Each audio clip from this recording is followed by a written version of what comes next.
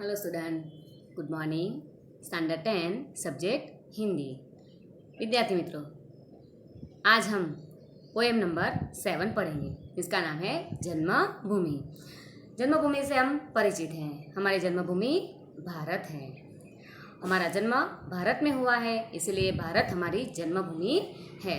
विद्यार्थी मित्रों, सबसे पहले हम कवि का परिचय प्राप्त करेंगे। इस काव्य के कवि हैं सुमित्रा नंदन पंत। काव्य के कवि का नाम है सुमित्रा नंदन पंत। विद्यार्थी मित्रों, पहले हम उनके जन्म सन 1900 और निधन सन 1977। तो विद्यार्थी मित्रों, हम सबसे पहले कवि के बारे में थोड़ा बहुत परिचय प्राप्त करते हैं। तो देखते हैं। प्रकृति के सुकुमार कवि सुमित्रा नंदन पंत का जन्म उत्तराखंड के अल्मोड़ा जिले के कौसानी गांव में हुआ था। सुमित्रा नंदन पंत का जन्म उत्तराखंड के अल्मोड़ा जिले के कौसानी गांव में हुआ था। उनकी प्रारंभिक शिक्षा कौसानी और अल्मोड़ा में हुई थी। मैट्रिक उत्तीर्ण करके आगे की पढ़ाई के लिए पहले वाराणसी फिर प्रयाग गए। सन 1921 के गांधी जी के असहयोग आंदोलन के कारण पढ़ाई छोड़ दी। सुमित्रा नंदन पंत ने 1921 में गांधी जी ने असहयोग आंदोलन शुरू किया था और उस असहयोग आंदोलन में भाग लेने के लिए उन्होंने अपनी पढ़ाई छोड़ दी। सन 1943 और 44 में उदय शंकर के नृत्य केंद्र से संबंध और कल्पना चित्र के निर्माण में सहयोग। सन 1950 से 1957 तक आकाशवाणी में हिंदी सलाहकार रहे। छायावाद के सलाहकार पुरुष, प्रकृति और सौंदर्य के अनुपम चित्रकार, काव्य भाषा के समर्थ शिल्पी, प्रौढ़ विचारक, कवि को इनके कला और बूढ़ा चांद पर साहित्य अकादमी से, लोकायतन पर सोवियत भूमि नेहरू पारितोषिक समिति से और चिदम्बरा पर ज्ञानपीठ पुरस्कार मिले हैं। इनकी कविता छायावाद, मार्क्सवाद, अरविंद दर्शन, वैदिक चिंतन के सोपानों से बढ़ती हुई विश्व चेतना तक पहुंचती है। उन्हें पद्म विभूषण भी मिला है। वीणा, ग्रंथि, पल्लव, गुंजन, युगांत, युगवाणी, मधुज्वाल, ग्राम्या, युगपंथ, कला और बूढ़ा चांद आदि प्रमुख काव्य लिखे हैं। इनके अलावा नाटक, नीति नाट्य, कहानी और उपन्यास भी लिखे हैं। जन्मभूमि काव्य में जन्मभूमि का महत्व बताते हुए पंत जी ने प्रकृति का गौरव गान किया है। भारत का वैभवशाली इतिहास, प्रकृति महापुरुषों का वर्णन किया है। हमारे नारी रत्नों की बात बताते हुए पंत जी ने वसुदेव कुटुंबकम की भावना साकार की है। तो विद्यार्थी मित्रों, जन्मभूमि का महत्व कितना है वो हम आपको बताना चाहते हैं कि जब राम लंका पर विजय प्राप्त करके लंका में लक्ष्मण को लंका का राजा बनाना चाहते थे, लेकिन लक्ष्मण ने राम से सीधे कह दिया कि हे राम, जननी जन्मभूमिश्च स्वर्गादपि गरीयसे। जननी जन्मभूमिश्च स्वर्गादपि गरीयसे। लक्ष्मण ने कहा, हे राम, न मे रोचति सुवर्णमयी लंका। लक्ष्मण ने कहा, न मे रोचति सुवर्णमयी लंका, जननी जन्मभूमिश्च स्वर्गादपि गरीयसी। राम को लक्ष्मण ने सीधे कह दिया कि हे राम, मुझे सोने से भरी हुई ये लंका नगरी पसंद नहीं है। न रोचते, पसंद नहीं है। यहाँ रहना मुझे अच्छा नहीं लगता है, भले यहाँ पर बहुत सारा सोना क्यों ना हो। हे राम, मुझे ये सुवर्णमयी लंका पसंद नहीं है। जननी और जन्मभूमि स्वर्ग से भी श्रेष्ठ है। गरीयसी मतलब श्रेष्ठ है। लक्ष्मण ने सीधे कह दिया, जननी और जन्मभूमि स्वर्ग से भी श्रेष्ठ है। विद्यार्थी मित्रों, हम अपनी जननी और जहाँ जन्म लिया है वो जन्मभूमि स्वर्ग से भी महान होती है। तो उसी समय से हम लोग गीत भी सुनते रहते हैं। कितने सारे गीत हमारे देशभक्ति के हम लोगों ने सुने हैं। उसमें एक गीत है, जहाँ डाल डाल पर सोने की चिड़िया करती हैं बसेरा, वो भारत देश है मेरा। पहले के ज़माने में हमारा भारत देश भी बहुत ही समृद्ध देश था। भारत की इसी समृद्धि को बताते हुए, विभूतियों को बताते हुए यहाँ पर सुमित्रा नंदन पंत ने एक काव्य की रचना की है। तो हम देखते हैं कि वो क्या कहना चाहते हैं अपनी जन्मभूमि के बारे में। तो जो देखो, सबसे पहला वाक्य मैं आपको पढ़ के बताती हूँ, एक मिनट। पंत जी कहते हैं, जननी जन्मभूमि प्रिय अपनी, जो स्वर्गादपि चीर गरियसी। सुमित्रा नंदन पंत को भी जननी और जन्मभूमि प्रिय लगती है, अपनी जननी और जन्मभूमि सबसे प्रिय लगती है, जो है स्वर्गादपि चीर गरियसी। चीर यानी कि लंबे समय से, लंबी, श्रेष्ठ, गरियसी मीन्स श्रेष्ठ, महान है, जो स्वर्गादपि मीन्स स्वर्ग से भी महान है, बहुत महान है। तो सुमित्रा नंदन पंत को भी अपनी जननी और जन्मभूमि बहुत ही प्रिय है। वो कहते हैं कि हमारा भारत देश, हमारी जन्मभूमि, हमारा भारत देश स्वर्ग से भी महान है। वो आगे कहते हैं, भारत भूमि का गौरव गान करते हुए, भारत भूमि की महानता बताते हुए सुमित्रा नंदन पंत कहते हैं कि जिसका गौरव भाल हिमाचल, जिसका गौरव भाल हिमाचल, भाल यानी कि ललाट, कपाल, हिमाचल यानी कि हिमालय पर्वत, जिसका मस्तक हिमालय पर्वत है और हिमालय पर्वत का गौरव बहुत ही ज़्यादा है। सुमित्रा नंदन पंत कहते हैं कि हमारी जन्मभूमि स्वर्ग से भी महान है, जननी और जन्मभूमि स्वर्ग से भी महान है। वो कहते हैं, हमारी मातृभूमि का मस्तक हिमालय है, जो देश का गौरव बढ़ाता है। हमारी जन्मभूमि का मस्तक हिमालय पर्वत है और जो हमारे भारत देश का गौरव बढ़ाता है, भारत देश की शोभा बढ़ाता है। तो थर्ड नंबर, स्वर्णधरा हस्ती चीर श्यामल। स्वर्णधरा, धरा धरती, हमेशा श्यामल यानी अन्न से हरी भरी रहती है। तो ऐसा लगता है कि अनाज से हरी भरी ये भारत भूमि की धरती सोने जैसी उपजाऊ है। कवि इस पंक्ति में कहना चाहते हैं कि हमारे देश की सुनहरी धरती सदा प्रफुल्लित और पुलकित रहती है। हमारे भारत देश की सोने जैसी, सुवर्ण जैसी ये धरती हमेशा प्रफुल्लित और पुलकित रहती है। यानी हमारे देश में, मैं आगे बताया, जहाँ डाल डाल पर सोने की चिड़िया करती है बसेरा, वो भारत देश है मेरा। तो हमारे भारत भूमि की धरती, भारत की धरती सोने जैसी उपजाऊ है। आप कहीं पर भी बीज डालेंगे, अनाज उगा देती है। ऐसी हमारे भारत देश की धरती है। कितने प्रकार के फ्रूट हमारे भारत भूमि में खाने को मिलते हैं। तरह तरह के अन्न बराबर अनाज, ऐसी बहुत सारी समृद्धियाँ हमारे भारत भूमि की धरती में अभी भी मौजूद है। तो हमारे भारत देश की धरती स्वर्णधरा यानी कि सोने जैसी, स्वर्णधरा यानी कि सोने जैसी उपजाऊ है। भारत भूमि की धरती सोने जैसी उपजाऊ है। स्वर्णधरा हंसती चीर श्यामल, स्वर्णधरा सोने जैसी उपजाऊ रहती, हमेशा प्रसन्न पुलकित रहती है। श्यामल यानी अन्न से हरी भरी रहती हैं। ज्योति ग्रथित गंगा यमुना जल, भारत भूमि में बहुत सालों से गंगा और यमुना नदी का पवित्र जल सालों से बहता है। जो हिमालय में से निकलते हुए ये गंगा और यमुना नदी का जल कितने सारे इलाकों को सिंचित करता है। कितने सारे राज्यों में से ये बहती गंगोत्री में से निकलते कलकत्ता होते हुए बंगाल की खाड़ी में ये समा जाती है। कौन? तो गंगा नदी। तो वहाँ पर आजू बाजू के इलाके जितने प्रदेश आते हैं, वहाँ पर ये अपने पवित्र जल से इस इलाके को सिंचित करती है, हरा भरा बनाती जाती है। तो ज्योति ग्रथित, गंगा और यमुना के जल को ज्योति ग्रथित कहा है।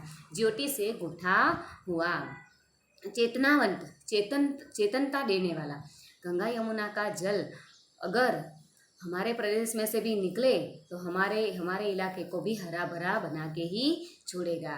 यानी जहाँ जहाँ से ये गंगा और यमुना नदी पसार होती है, वहाँ के इलाके हरे भरे बनाती जाती है। वहाँ अनाज, सब्जियाँ, पेड़ पौधे सब कुछ हरा भरा बना देती है। कौन? तो ये गंगा यमुना नदी अपने जल से।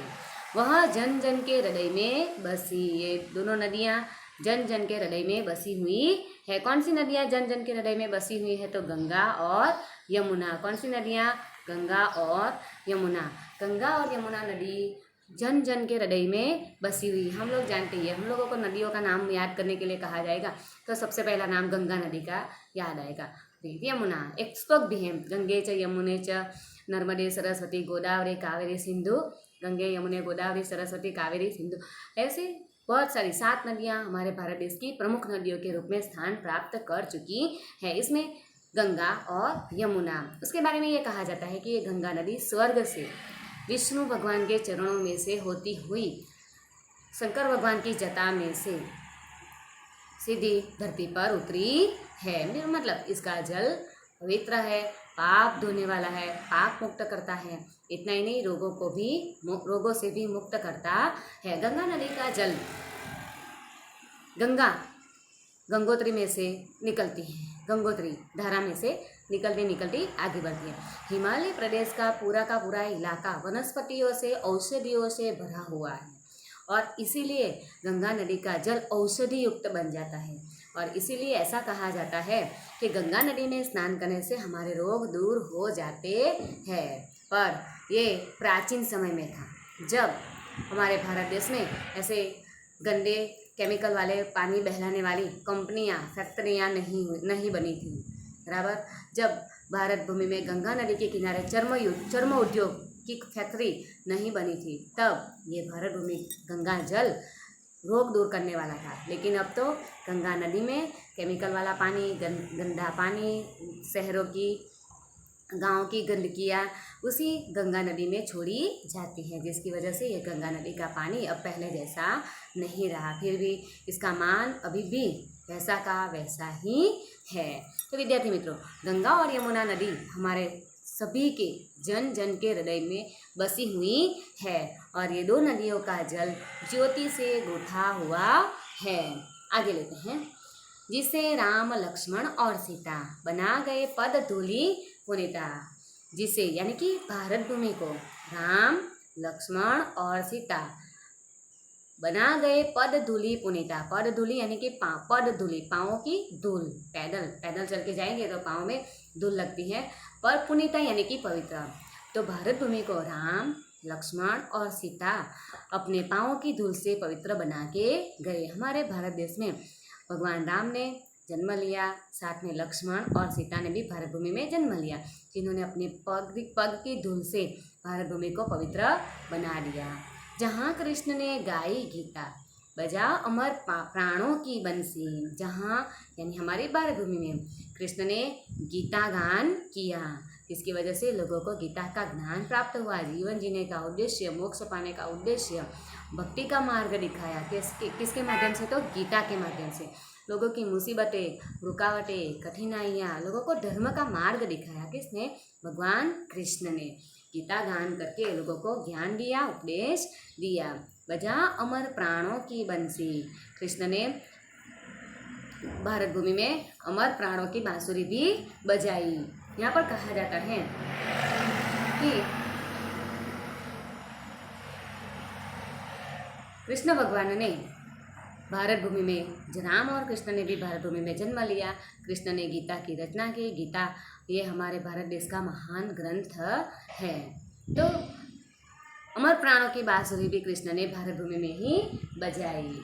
आगे, भारत भूमि पर भगवान कृष्ण ने अपनी बंसी की धुन से जन जन के हृदय पर अपनी अमिट छाप छोड़ दी। कवि कहते हैं आगे, सावित्री राधा सी नारी, उत्तरी आभा देही प्यारी। सावित्री और राधा जैसी स्त्रियां भारत देश में जन्मी है, जिन्होंने अपने चरित्र से, अपने जीवन से भारत देश की सभी नारियों को आभा, चेतना प्रदान की। भारत भूमि में कौन सी नारियों का जन्म हुआ है? तो सावित्री और राधा। तीसरा भी लिख सकते हैं, सीता। ये सीता ने भी अपना जीवन, एक राजकुमारी थी, फिर भी राजकुमारी के होते हुए राम के साथ विवाह किया। राम भी अयोध्या के राजा थे, लेकिन पूरा जीवन उसने जंगल में बिताया।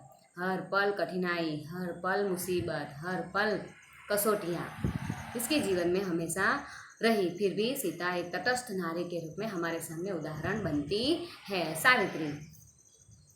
सावित्री और राधा जैसी महान नारियाँ भारत में हुई है, जिनकी आभा से मानव जाति आलोकित है। सावित्री और राधा जैसी सती सावित्री, पता है आपको सावित्री के बारे में, कि जिसने अपने पति को, मरे हुए पति को जिंदा करने के लिए यमराज के पास, बराबर, यमराज के पास से वापस लेकर आई थी वो सावित्री। पति के साथ चिता में बैठ गई थी। राधा पूरी जिंदगी कृष्णा कृष्णा कृष्ण नाम जपती रही। कृष्ण ब्रजभूमि छोड़कर द्वारिका के राजा बन गए, लेकिन वहाँ जो राधा हमेशा कृष्ण के साथ ही कृष्ण का नाम जप करती थी। अपने हृदय में अगर कोई है तो वो है कृष्ण। पूरा जीवन राधा ने कृष्ण को समर्पित कर दिया। तो यह है राधा का छोटा सा, थोड़े से शब्दों में मैंने परिचय दिया।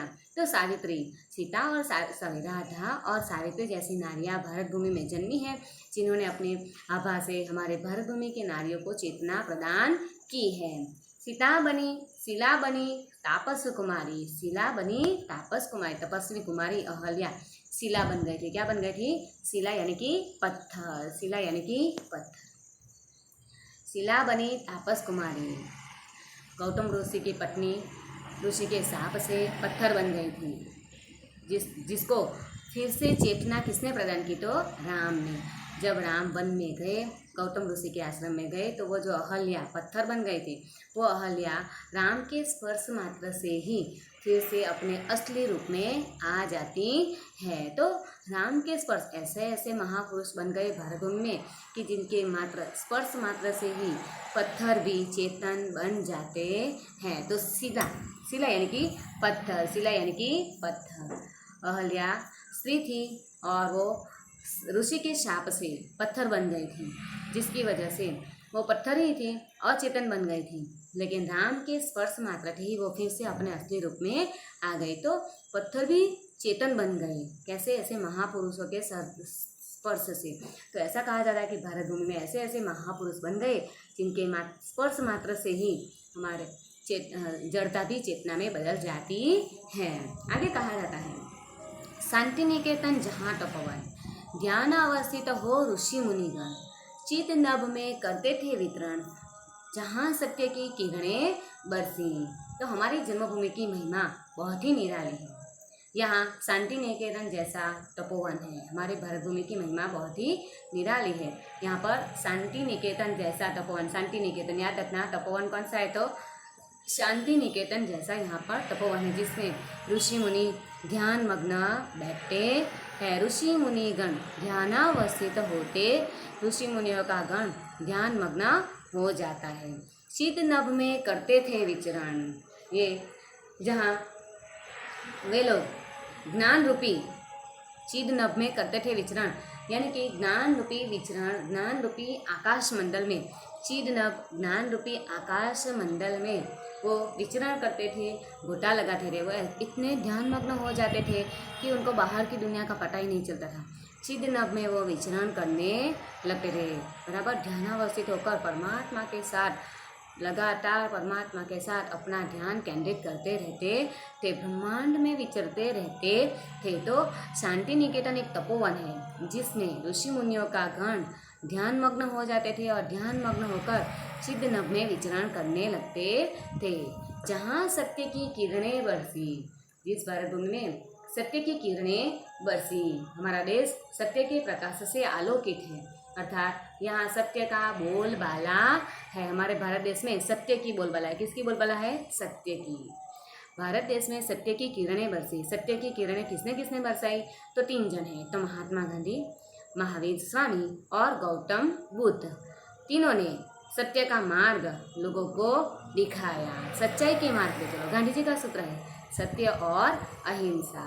तो भारत भूमि में सत्य की किरणें बरसी, जिसका मार्ग दिखाने वाले हमारे महान नेता, जिसका नाम है गांधी जी, महात्मा गांधी जी, जिन्होंने सच्चाई का मार्ग लोगों को दिखाया। आगे देखते हैं, आज युद्ध जर्जर, आज युद्ध जर्जर जग जीवन, आज जगत का जीवन युद्ध से जर्जरित हो चुका है। कवि कहते हैं कि आज समस्त विश्व के लोगों का जीवन युद्ध की विभीषा से त्रस्त और जर्जर हो चुका है। समस्त विश्व के लोगों का जीवन युद्ध की विभीषिका से त्रस्त हो चुका है। पुनः करेगा मंत्रोच्चारण, हमारा देश मानव जाति को युद्ध से छुटकारा दिलाने के लिए आज फिर से मंत्रोच्चार करेगा। हमारा देश कभी भी किसी के भी साथ युद्ध नहीं चाहता है, लेकिन फिर भी आज लोगों का जीवन युद्ध से जर्जरित हो चुका है और युद्ध से मुक्ति पाने के लिए आज हमारे देश के सभी लोग मंत्रोच्चारण करेंगे। वह वसुदेव बना कुटुंबकम, कृष्ण का एक महान मंत्र था, वसुदेव कुटुंबकम। पूरी पृथ्वी एक ही परिवार के समान है, समस्त विश्व एक ही परिवार के समान है। कुटुंबकम यानी कि परिवार, वसुदेव वसुधा, समस्त, वसुधा यानी पृथ्वी, समस्त पृथ्वी, धरती, पूरी धरती के लोग एक परिवार के समान है। तो वह वसुदेव बना कुटुंबकम, उसके मुख पर ज्योति नवल सी, उसके चेहरे पर नवल ज्योति, नव चेतना आभा दिखाई देती है। तो फिर से हमारा देश मानव जाति को युद्ध से छुटकारा दिलाने के लिए आज भी मंत्रोच्चार कर रहा है। विश्व में शांति का प्रचार हमारा देश ही करेगा। आपको पता ही है, शांति का संदेश अगर कोई देता है तो हमारा भारत देश युद्ध करने के लिए तुरंत तैयार नहीं होता है, लेकिन सबसे पहले शांति की बातचीत की जाती है। वह पृथ्वी पर रहने वाले सभी लोगों को एक साथ मिलजुल कर रहने वाले एक विश्व परिवार की भावना का प्रचार बन गया है। हमारे मुख पर नई चमक है। कवि कहते हैं, जननी जन्मभूमि प्रिय अपनी, जो स्वर्गादपि चीर गरियसी। हमारी जननी और जन्मभूमि प्रिय है और जो स्वर्ग से भी महान है। तो इस प्रकार हमारे भारत भूमि की महिमा का गौरव गान करते हुए यहाँ पर कवि सुमित्रानंदन पंत ने ये जन्मभूमि काव्य की रचना की है। हम जन्मभूमि के बारे में तो जितना बताए उतना कम है। हमारी जन्मभूमि, जहाँ हम जीते हैं, जहाँ हमने जन्म लिया है, वो जन्मभूमि के बारे में हम जितना भी बोले, जितना भी बताए उतना कम है, क्योंकि हमारे पास लिमिट इतनी ही है कि हमारे भारत भूमि के बारे में हम क्या क्या बताएं। इतना गौरव भरा हुआ है हमारे भारत देश के अंदर। तो इस प्रकार विद्यार्थी मित्रों, हमारा ये काव्य पूर्ण हुआ। पहले हम स्वाध्याय की चर्चा करते हैं। सबसे पहले तो हम शब्दार्थ ले लेते हैं। तो देखो, आपको बताती हूँ शब्दार्थ। चलो, शब्दार्थ। गरियसी मीन्स श्रेष्ठ, महान। ज्योति ग्रथित यानी ज्योति से गुथा हुआ। आभा यानी प्रकाश। जर्जर यानी जीर्णशील। वसुधा यानी पृथ्वी। स्वर्गादपि यानी स्वर्ग से भी महान। स्वर्गादपि यानी कि स्वर्ग से भी महान। चिद यानी कि चेतना या ज्ञान। चेतना रूपी आकाश, चिद आकाश मतलब चेतना रूपी आकाश। चलो, सबसे पहले हम स्वाध्याय की चर्चा लेते हैं। प्रश्न number 1, fill in the blank. देखो विद्यार्थी मित्रों, हम लोग पहले लेते हैं, देखो, निम्नलिखित प्रश्नों के नीचे दिए गए विकल्पों में से सही विकल्प चुनकर उत्तर लिखिए। जननी जन्मभूमि खाली जगह से महान है। जननी और जन्मभूमि खाली जगह से महान है तो स्वर्ग। सेकंड नंबर, भारत का भाल खाली जगह है तो जवाब है हिमालय। भारत का ललाट हिमालय पर्वत, उत्तर में हिमालय पर्वत आया है तो भारत का भाल ललाट हिमालय पर्वत है। गीता का ज्ञान करने वाले खाली जगह थे। गीता का ज्ञान किसने किया था तो कृष्ण ने। कृष्ण ने गीता का गान किया था। भारत देश में गीता का गान कृष्ण ने किया था। सेकंड नंबर, निम्नलिखित प्रश्न के एक एक वाक्य में उत्तर लिखिए। तो देखो, सेकंड नंबर के प्रश्न में निम्नलिखित प्रश्न के उत्तर। जन जन के हृदय में कौन सी नदियाँ बसी हैं। जन जन के हृदय में कौन सी नदियाँ बसी हैं, ये वाला उत्तर। तो गंगा और यमुना। कौन सी नदी, गंगा और यमुना। ये दो नदियाँ जन जन के हृदय में बसी हुई है। चलो विद्यार्थी मित्रों, सेकंड नंबर, कृष्ण ने किस ग्रंथ की रचना की। कृष्ण ने किस ग्रंथ की रचना की तो कृष्ण ने भगवद गीता, ऐसा लिखा है गीता, भगवद गीता की रचना की। कृष्ण ने भगवद गीता की रचना की। थर्ड वन, जन्मभूमि में भारत की किन नारियों की बात बताई गई है। जन्मभूमि में भारत की किन नारियों की बात बताई गई है तो जन्मभूमि में भारत की सीता, सावित्री और राधा की बात बताई गई है। जन्मभूमि में भारत की सीता, सावित्री और राधा की बात बताई गई है। 3 नारियाँ याद रखना। फोर्थ वन, शांति निकेतन क्या है? तो जवाब है शांति निकेतन एक तपोवन है जो हमारे भारत देश में आया है, जिसमें बैठकर ऋषि मुनि ध्यान मग्न हो जाते हैं और चीड़ आकाश में विचरण करने लगते हैं। तो शांति निकेतन एक तपोवन है। शांति निकेतन शांति युक्त या शांतिदायक गृह। शांति निकेतन एक तपोवन है जहाँ ऋषि मुनियों का गण ध्यान मग्न होता है। आगे नेक्स्ट वन, निम्नलिखित प्रश्नों के 2-3 वाक्य में उत्तर लिखिए। निम्नलिखित प्रश्नों के 2-3 वाक्य में उत्तर लिखिए। प्रश्न नंबर 1, हिमालय के बारे में जन्मभूमि कविता में क्या कहा गया है? तो हिमालय के बारे में, हिमालय हमारे भारत देश का गौरव बढ़ाने वाला भाल है, भाल के समान है। तो हिमालय के बारे में जन्मभूमि कविता में क्या कहा गया है? तो कहा गया है कि पर्वतराज हिमालय हमारे देश का गौरव है। आगे कहा गया है यह संसार के सब पर्वतों से बड़ा और ऊंचा है। कविता में इसे भारत का गौरवशाली भाल कहा गया है। तो हिमालय के बारे में हमारे जन्मभूमि कविता में यह कहा गया है कि यह पर्वतराज हिमालय हमारे भारत देश का गौरव है और यह संसार के सभी पर्वतों से बड़ा और ऊंचा है। कविता में इसे भारत का गौरवशाली भाल यानी कि ललाट कहा गया है। सेकंड नंबर, कवि ने धरती के गुणगान कैसे गाए हैं? कवि ने धरती के गुणगान कैसे गाए हैं? तो कवि कहते हैं कि भारत की धरती सुनहरी है यानी कि सोने जैसी उपजाऊ है। कवि ने कहा है कि हमारी धरती सदा प्रफुल्लित और पुलकित रहती है यानी उपजाऊ रहती है, हमेशा अन्न से हरी भरी सस्य श्यामल रहती है। इस धरती को राम, लक्ष्मण और सीता ने अपने पद की यानी कि पांवों की धूलि से पवित्र बना दिया है। इस प्रकार जन्मभूमि पर कविता में भारत भूमि के बारे में कहा गया है। थर्ड वन, शांति, सत्य और अहिंसा का प्रचार करने वाले भारतीय महापुरुषों के नाम बताइए। तो शांति, सत्य और अहिंसा का प्रचार करने वाले भारतीय महापुरुष 3 हैं।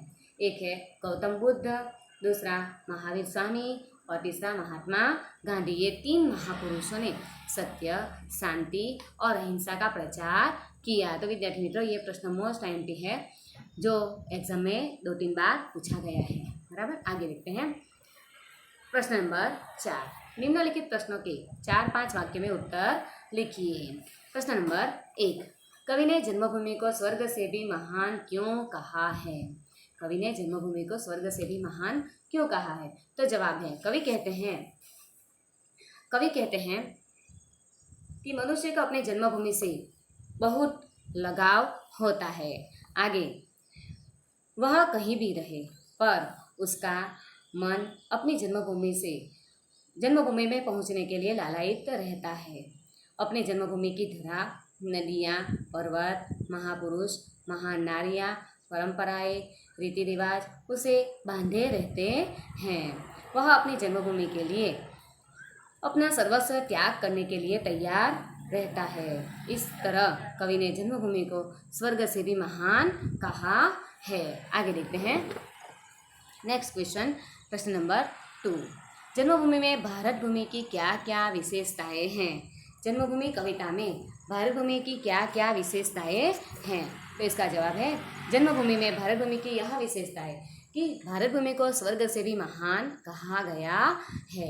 हमारी भारत भूमि प्रिय है और वो स्वर्ग से भी महान है। इतना ही नहीं, कवि ने कहा है कि हमारे भारत भूमि में उत्तर में हिमालय जो भारत का ललाट है और ये जो भारत की शोभा बढ़ाता है, गौरव बढ़ाता है।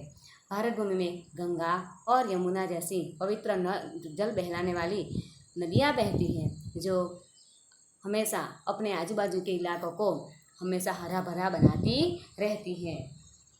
आगे, भारत भूमि में राम, लक्ष्मण और सीता जैसे नर नारायण ने जन्म लिया है जो अपने पाँव की धूल से भारत भूमि को पवित्र बना के गए हैं। इतना ही नहीं, भारत भूमि में कृष्ण ने भी जन्म लिया है, जिन्होंने अमर प्राणों की बांसुरी भारत भूमि में बजाई और लोगों को भगवद गीता का ज्ञान दिया है। और इस प्रकार कवि आगे कहते हैं कि भारत भूमि में सावित्री और राधा जैसी नारियां बन गई, जो अपनी चेतना से, अपनी आभा से भारत देश की सभी नारियों को चेतना प्रदान करती हैं। तो इस प्रकार भारत भूमि की यही विशेषता है। कवि आगे कहते हैं कि ऋषि मुनियों हमेशा भारत भूमि में मंत्र जप करते रहे, ध्यान करते रहे, मंत्रोच्चार करते रहते हैं। इसकी वजह से हमारी भारत भूमि मंत्रोच्चार से, ऋषि मुनियों के जप और तप से भारत भूमि एकदम पवित्र बन गई है। उनके आदर्शों से हमारी भारत भूमि आज भी अपने आदर्श टिकाए रखती है। आगे प्रश्न नंबर 3, कविता के आधार पर भारतीय नारी की महानता का वर्णन कीजिए। कविता के आधार पर भारतीय नारियों की महानता का वर्णन कीजिए। तो जवाब है, भारत में अनेक महान नारियां हुई हैं। सीता, सावित्री और अहल्या की गणना महान नारियों में की जाती है। सीता जी अपने पति राम के साथ 14 साल वन में रही। इस दौरान उन्हें तरह तरह के कष्ट सहन करने पड़े। अपने प्रतिव्रत धर्म पर सदा अडिग रही और उनका जीवन भारतीय नारी के लिए आदर्श बन गया। सावित्री महान पतिव्रता नारी थी। उन्होंने यम से अपने पति का प्राण बचाया था। मैंने आपको बोला ना, सावित्री यम के पास से अपने पति को वापस लेकर आई थी। तो सावित्री उन्होंने यम से अपने पति का प्राण बचाया था। अहल्या गौतम ऋषि की पत्नी थी। पति के शाप के कारण वे शिला बन गई थी। श्री राम के चरण स्पर्श से वो फिर से अपने असली रूप में आ गई थी और उसका उद्धार हुआ। शिला में से वो फिर से स्त्री बन गई थी। राम के चरण स्पर्श से वो शिला में से फिर से स्त्री बन गई थी और उसका उद्धार हुआ। तो सीता, सावित्री और अहल्या हमारे देश की महान नारियां थी। आगे, भारत विश्व शांति दूत क्यों कहलाता है? नेक्स्ट क्वेश्चन, भारत विश्व शांति दूत क्यों कहलाता है? तो जवाब है, भारत विश्व शांति दूत कहलाता है।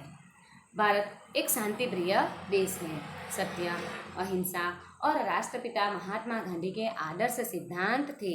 सत्य और अहिंसा महात्मा गांधी के मुख्य सिद्धांत थे, आदर्श थे।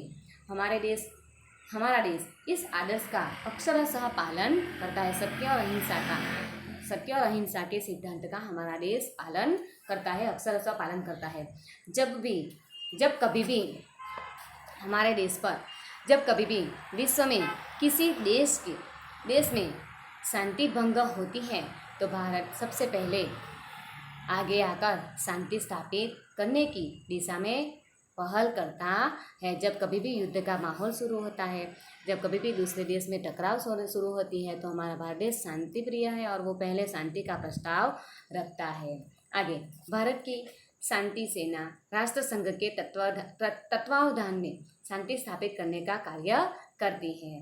शांति स्थापित करने में सदा अग्रणी रहने के कारण भारत को शांति दूत कहा गया है, विश्व शांति दूत कहा गया है। हमारा भारत देश विश्व शांति दूत है, क्योंकि हमारे भारत देश में कहीं भी, कोई भी जगह, कोई भी कलह संघटित होती है या एक रास्ते से दूसरे रास्ते के बीच में कभी भी कोई झगड़ा होता है या युद्ध का माहौल खड़ा होता है, तो सबसे पहले भारत ही शांति का प्रस्ताव रखता है। शांति का प्रस्ताव सबसे पहले भारत में से ही जाता है और इस प्रकार हमारा भारत देश शांति प्रिय और विश्व शांति दूत कहा गया है। शांति का संदेश हमारे गांधी जी सत्य और अहिंसा वाले थे। महावीर स्वामी सत्य और अहिंसा वाले थे।